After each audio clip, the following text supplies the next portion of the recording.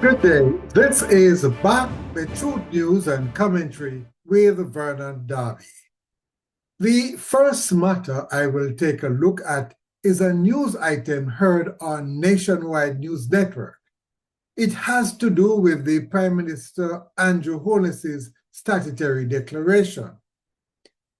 If what the news item said is correct, then we need an integrity commission for the Integrity Commission.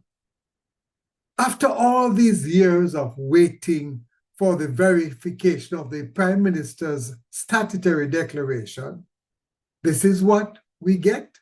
Let us listen to a report from George Davis from Nationwide News Network.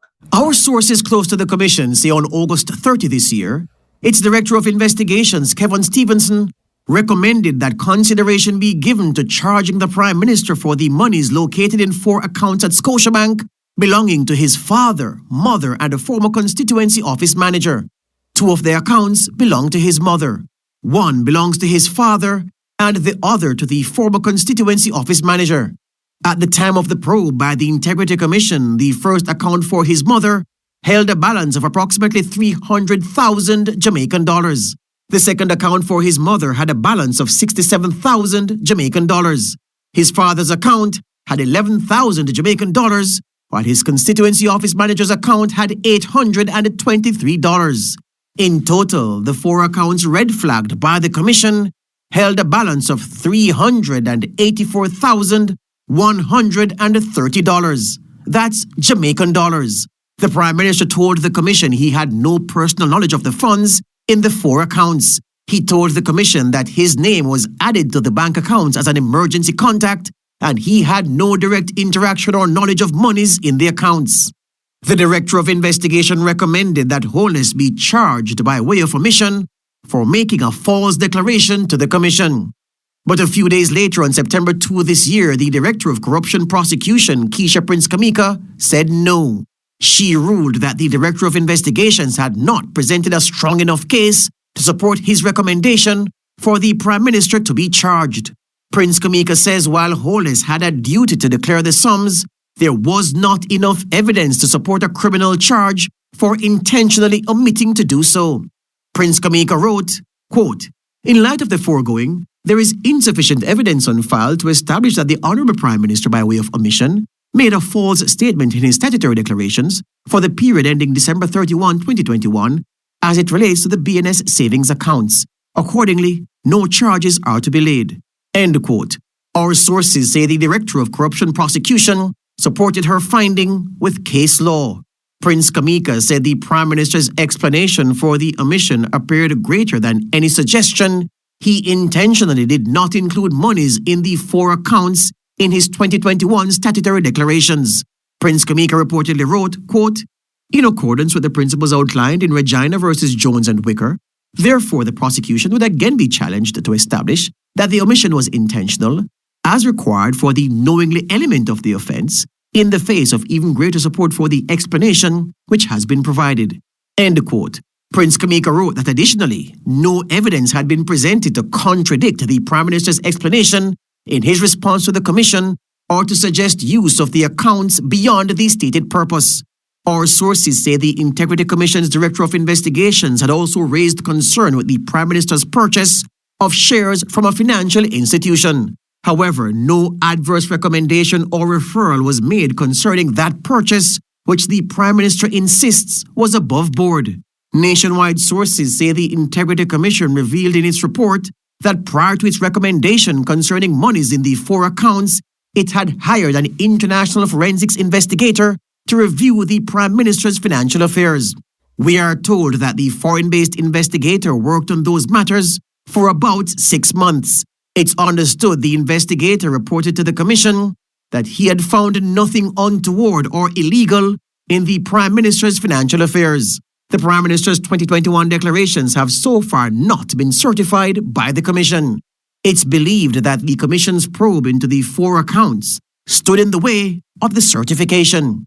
George Davis for Nationwide News. George Davis from Nationwide News Network. I am uncomfortable with how the Integrity Commission operates. I have good reason to tell you that I don't find it to be a credible organization. Requiring all public servants and politicians to send in documents for verification comes across as if this is a paper-pushing organization. The Integrity Commission has the time and staff to go through thousands of declarations. It's like searching our shoreline for oil. All we need is to find the first dishonest public servant and ensure that that public servant gets life sentence in prison and hard labor. Their assets should be seized. Mark my word, corruption would disappear overnight. The person who makes a credible report about corruption should also receive compensation of about $5 million. The poor man's party has moved to higher heights. Many are left with outstretched arms, anxious to reach it at its new price of $600 for some parties. Parties have come a far way, where a student could buy one patty for 6 pence. Can you imagine giving your child $1,500 or more per day for lunch and transportation today?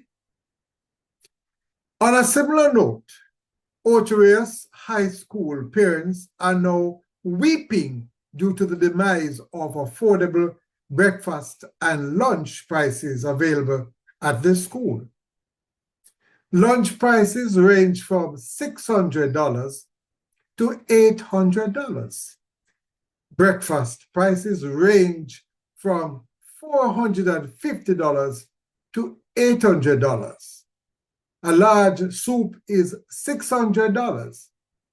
If it's a goat head soup, then it will cost the child $600.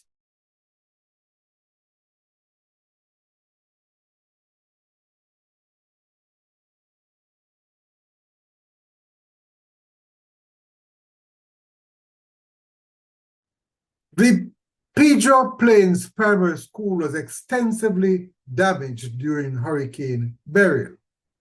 The church beside the school was completely destroyed.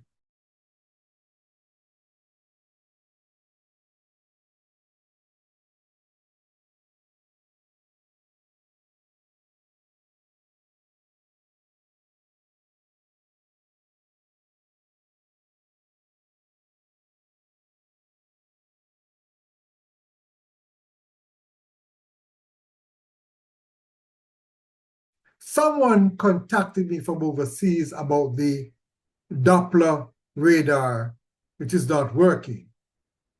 He was concerned because if it is not working, then the island would not be able to monitor the movement of local tornadoes and to be able to give accurate weather forecasts.